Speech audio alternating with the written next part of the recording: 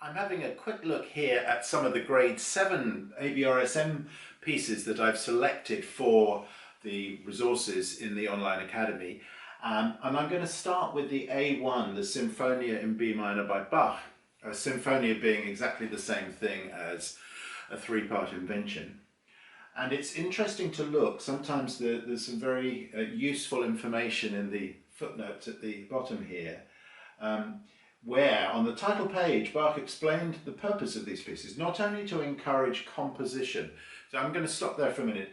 What does that mean? To encourage composition. It's something from the bygone era there, where musicians weren't just taught to wiggle their fingers and see how fast they could play and how difficult music they could play, but to encourage a rounded musician who understands the structure of the piece that they're playing and maybe could also write music, not at this quality of course.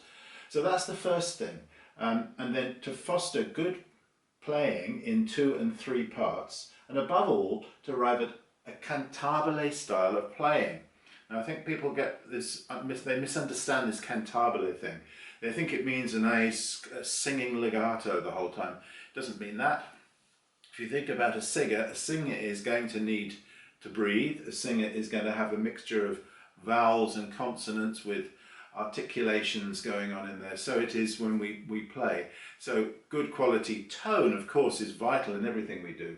But you know, this idea of encourage composition, let's have a look and see what that might mean for the average grade 7 candidate who's learning this piece. Well, 3 voices. That the music does not start off in 3 voices, it starts off with 2 voices. So we notice we've got 2 different ideas. A dancey idea in the right hand and a more, to my mind, a more legato idea in the left hand.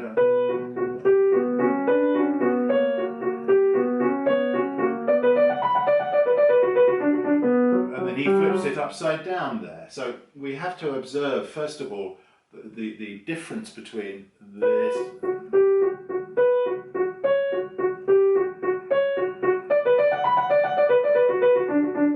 and the other idea, which is this.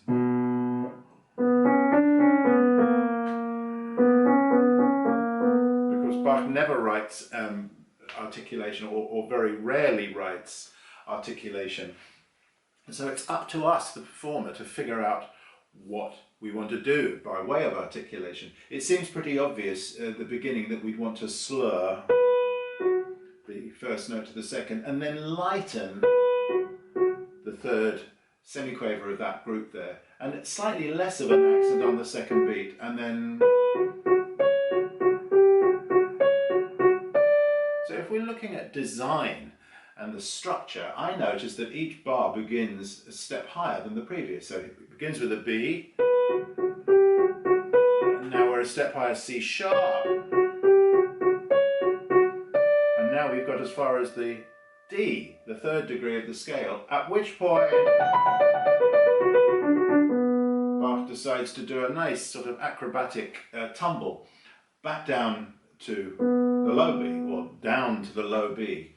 So we've got this different design in the left hand, of course, starting on a B, going up 3 notes. Oh, have we had that idea before? Those are the 3 notes that he had used here to ascend. Here they are close together.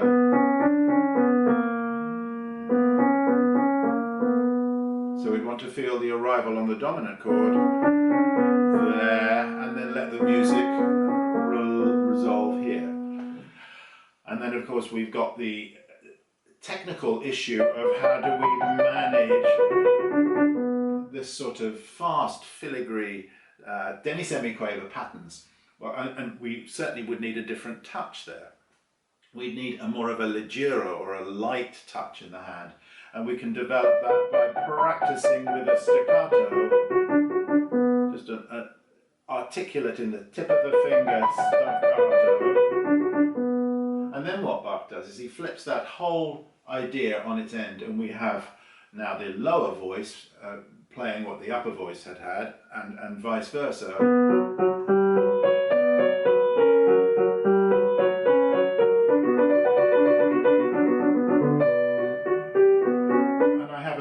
image here of the way the touch feels and the way I want the sound of perhaps slightly dry autumn leaves rustling on a branch through the wind. It's that kind of thing. Individuate the fingers. All sorts of ways to practice this, which I outline in the detailed resources that we have on the Online Academy.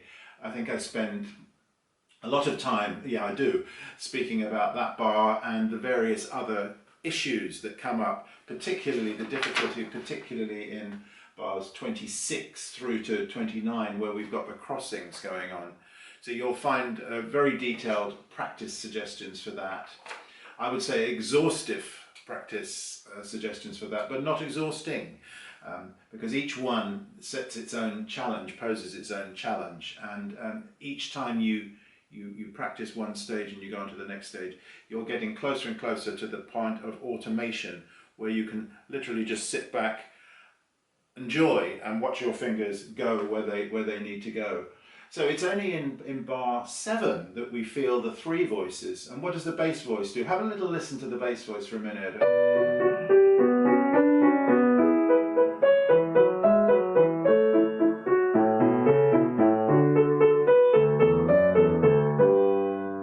Doing there, he's taken a snippet of that theme, that motif, and he's now playing around with it in different registers of the instrument. And now, if that was in the tenor, this is in the baritone register, and now in the bass register, and now in the contrabass. So he's enjoying himself, and we can enjoy that too. We can enjoy the colour change from one register to the other. And as that is happening, we've got dialogue in the upper 2 voices.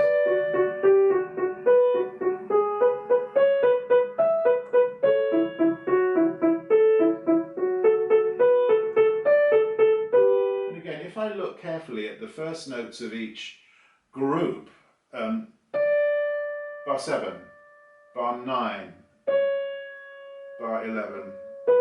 You feel those same 3 notes that we had at the very beginning that ascended. Here we get them descending. See if you can hear that. Next note down, C sharp, and then the B. So we could, in our right hand, designate a leading voice, maybe the top.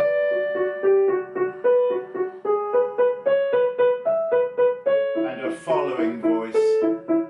It's a little bit like 2 actors on a stage. One actor is standing slightly ahead of the other one, slightly in front of the other one, which doesn't make the other one less important. It just adds a good dimension between the 2 of them so that they're not, in the same spot. So it is here when we've got 2 voices that are in dialogue like this. It's often very helpful to think of one as being slightly further away than the other, so that we end up not noticing, one's more important than the other one, but we end up hearing clearly that there are 2 voices rather than just one thing.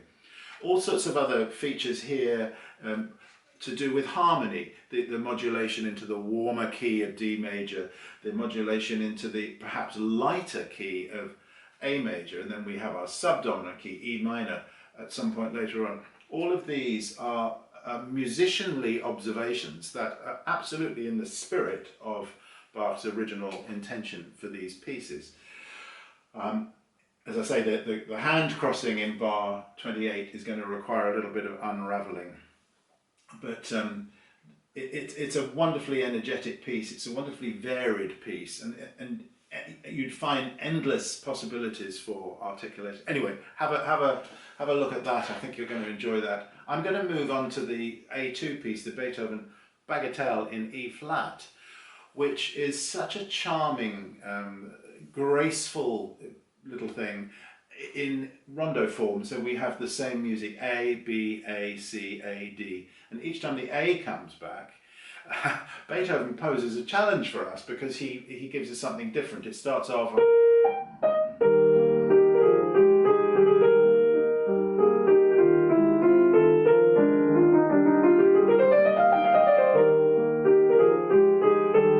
Rogue, Sforzando,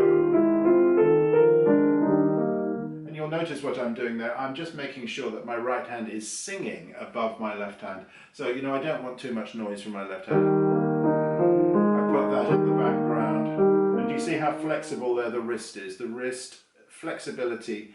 I feel like I'm breathing through my wrist to keep everything loose, everything free, everything mobile. Can you see the movement there? Just light, gentle movement.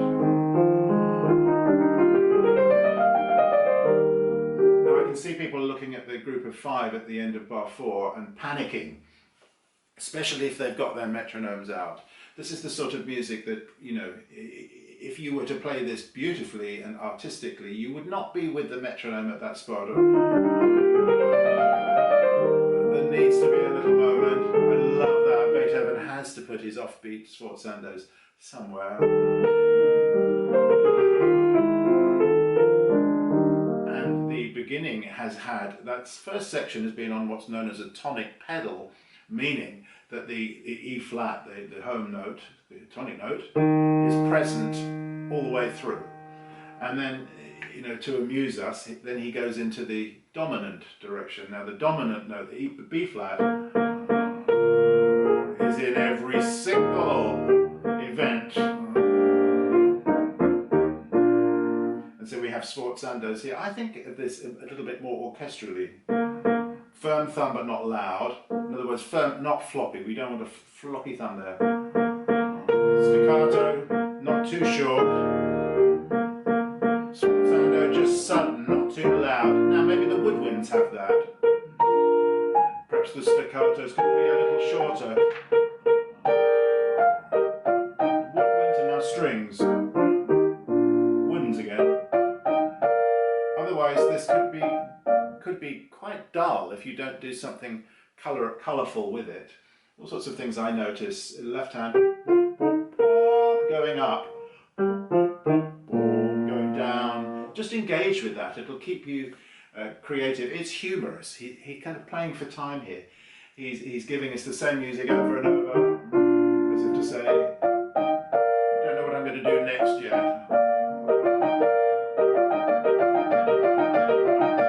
A hemiola, that's a playful thing to do in this instance. Bar 20. So instead of 1 and 2 and it's 1 and 2 and 3 and we have 3 beats. A little accent. And again, that's going to twist people up. If you try and play that legato, you're going to get twisted up. It's not marked legato. Beethoven writes where he wants legato often. So here, and do you see how, again, how mobile I am? I've got one position for the black keys, slightly further out for the white keys. And I'm moving between those positions to keep me loose. One suggestion is to take the last note there with the left hand. And here too, you don't need to play that with the left hand. You can if you want. But I imagine there would be a number of grade 7 people who would struggle to do that. So, you know, it's absolutely fine. There's so much to say about this piece, and I have said it in the Online Academy library there. You'll find a big video related to this piece with ideas on practicing, ideas on technical matters, style and interpretation. Much as I'd love to sit here and go through the whole thing with you now, I should move on. B1. This is the Gabriel Fauré's lovely, exquisite, I would even say, Andante Moderato, and it comes from a set of 5 pièces brèves, or short pieces, opus 84.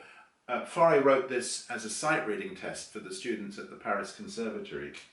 Don't know what level they'd need to be to sight read this, but here it is, and it's got some lovely harmonies. Always Fauré's music is incredibly beautiful when it comes to harmony, very subtle, and he takes a few strange directions harmonically that we wouldn't expect. The opening, of course, we can play in the right hand as suggested, but we can also divide it up.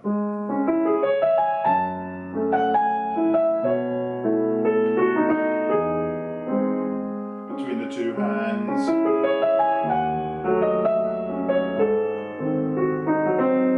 Listen to interrupted cadence we might expect, but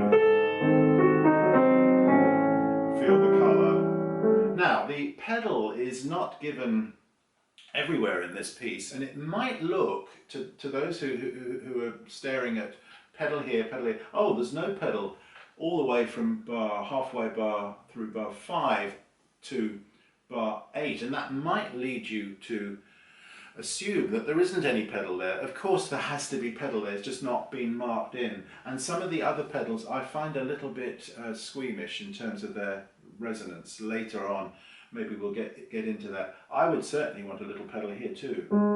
So if you are dividing it between the two hands for convenience, nothing wrong with that, it's just redistribution, absolutely fine. So you could do the first 4 notes and then the right hand would take over from the C sharp.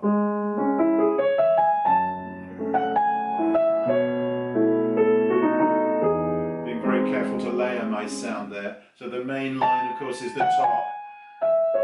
My next level is the basses, quavers, just very pointed but not loud. And here the harmony in the middle, really delicate.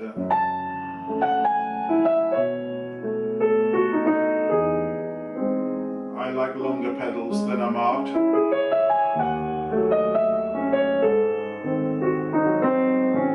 little darkening there. Crescendo.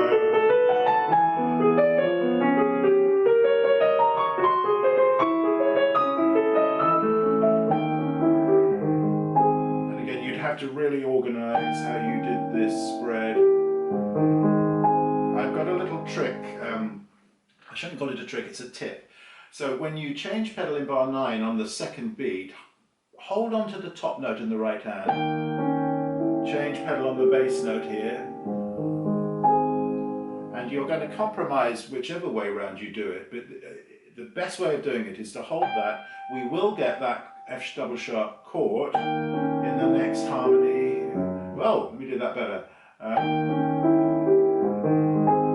But it will be inaudible. Nobody's going to notice that you've got the F double sharp and the G sharp together. If you didn't do that, you'd risk getting a break in the line and you wouldn't catch the bass note in the harmony. So the spread chord in bar 9 is simply a matter of organisation. I could go on all day with this piece. I think it's absolutely beautiful. See, the climax at bar 17, I would do longer pedals.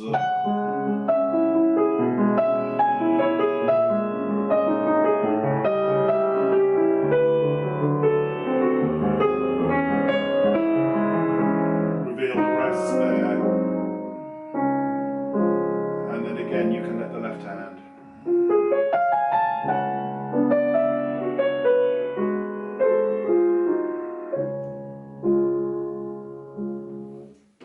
Have fun with that one. I think that's going to be a very popular piece, as will be the Le Petit en Blanc, the little white donkey by Jacques Ibert, which has this fantastic imagery associated with the piece. Any piece that's got a title as obvious as that, the little white, it's not even a little donkey, it's a little white donkey, then ask yourself further questions. Where is this donkey? Is he or she in a field trotting along? Well, you'd imagine it's certainly trotting.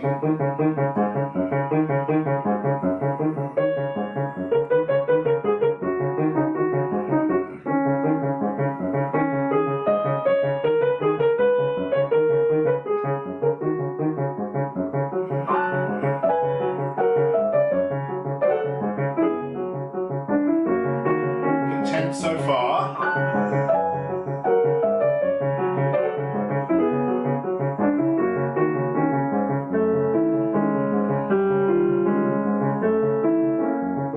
There. I think it's a very helpful thing when you're playing a piece like this with such a descriptive title to come up with a storyline, perhaps a narrative or imagery. Maybe even if you're studying this piece for your grade 7 and you like the idea, just if you write essays, just write a little story, write a couple of paragraphs of what's going on. What time of the day is it? Where is this little donkey? What happens at this point? About 21.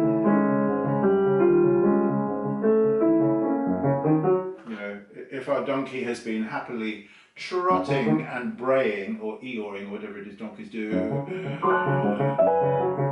you know, at that spot, contentedly. What happens here? Maybe dark clouds or some storm brewing. Certainly a little bit more activity here.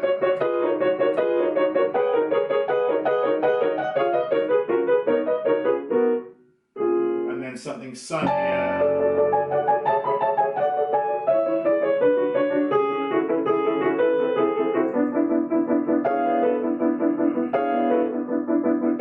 You can hear the ears really clearly throughout. It's very, very funny, most amusing piece. Not without its difficulties. There are several difficulties here with the double notes, which is definitely a cue spot. There are a couple of cue spots, quarantine spots, that I've designated in this piece. Again, I go through them extremely thoroughly, very much step by step by step in the Online Academy resources for this piece.